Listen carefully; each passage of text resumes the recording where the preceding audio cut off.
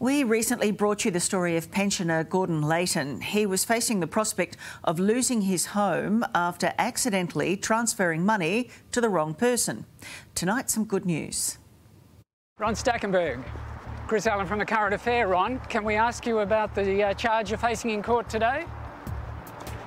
He's the building certifier police allege took money that was mistakenly transferred into his account. It's been alleged that you stole $70,000 from Gordon, a pensioner. Well, obviously I wasn't pleased. Does this make you angry? Yes, it does. 88-year-old Gordon Layton has every right to be angry. He thought he'd paid for his house, but it's alleged Gordon mistakenly paid the man who certified the plans instead. Can you tell us anything about that? Did you steal that money, Ron? Police have charged Ron Stackenberg with stealing. Here he's just faced court for the first time. That money allegedly went into your business account and then disappeared. Do you know where the money went, Ron? This is an 88-year-old pensioner's money.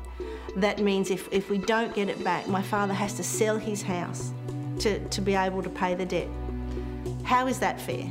Jackie Morrison-White is Gordon's daughter. She says within 2 hours of her dad making the mistake, she contacted his bank, ING, and the bank where the money landed, ANZ, to stop the payment. But in the end, both banks said they couldn't stop the money being taken out.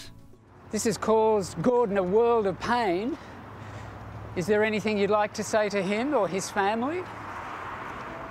Gordon says because he'd lost the money he was going to use to pay for his new home, the company which sold him the house and moved it here were demanding their payment, even threatening to sell the property from under him if he didn't pay them back.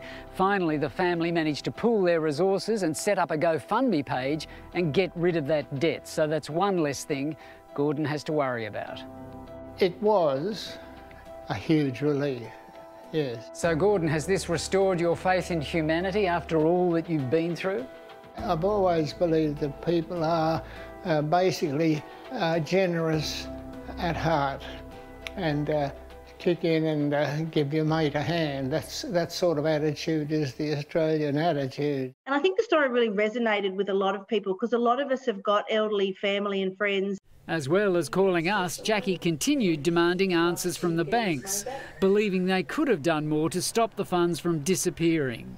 And finally, it paid off. The ANZ Bank has reached out to us directly, and they have said that, you know, they felt that there was a few internal processes of theirs that perhaps could have been carried out a little better, and so they've actually agreed to reimburse my dad a significant amount of the $71,400. So quite a significant amount, not all of it, but certainly a huge amount of that $71,400 is coming back from the ANZ, and we can't thank them enough. In a statement, a spokesperson for ANZ says ANZ is pleased we were able to assist Mr Layton recover a substantial amount of the funds that were mistakenly transferred. Well, I was obviously pleased and surprised because it's not often that banks are so generous, but no, and I thought, very good, thank you very much. How do you intend to plead to the charge, Ron? Can you tell us that? Ron Stackenberg will be back in court on October 18, while Gordon can finally finish off his renovation and move in.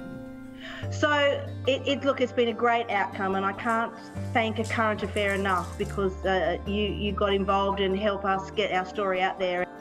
A big thank you to everyone that's physically or morally or financially helped me. I just say thank you, thank you, thank you.